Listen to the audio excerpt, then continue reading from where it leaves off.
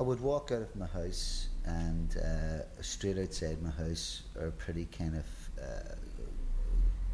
two up, two down terrace facing my door directly. There's a terrace of about three houses along the terrace, and it's in a little cul-de-sac. I would go outside, walk down three little steps because the house I'm in is kind of on a mound. Take a left, take a right, sorry, take a right, walk about 30 yards onto a larger street, and there's options there to go right or straight ahead. And one of the streets, the street that's straight ahead, is quite beautiful actually, with a lot of trees all down the street. And there is another option which is on the left, which is through a park, down a smaller street, through a park.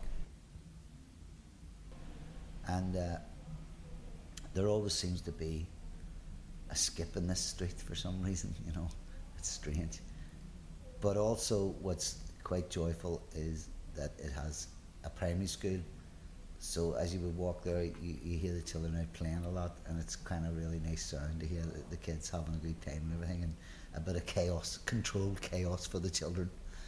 And as you walk closer towards down that street on the left, it goes towards the park, as I say, and you take a right into the park, and it's a nice walk through the park. And I've noticed halfway down halfway through the park, they're working on some stuff. So there's like this thing you've got to walk over, like roadworks. But most days it's quite nice down there, and then I walk, and it brings me to a university area.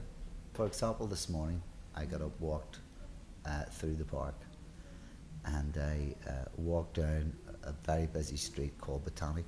Walked down Botanic, and sometimes I don't really like the street that much because it's quite a buzzy street, and it's quite hectic.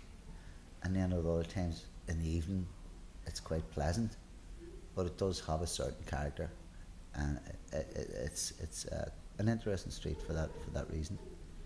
And at the bottom of Botanic there is a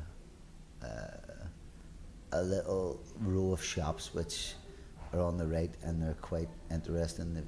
You've got like a second-hand thrift shop, you have a chemist, you have a health food shop, which is quite a nice shop. It sells some really interesting stuff. And next to that there, it's got a place called the Rusty Zip, which is kind of retro clothes, and it's quite a nice shop. And then there's various other premises which are, one is a credit,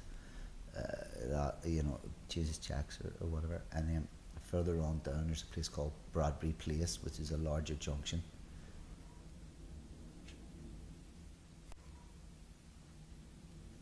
Being from the Falls Road, and it all drawn along sectarian lines, I've never been down the back streets of the Shankill Road, but I always imagine it to be exactly what the Falls Road is like. The same characters, the same people, you know, and basically it's a working class place.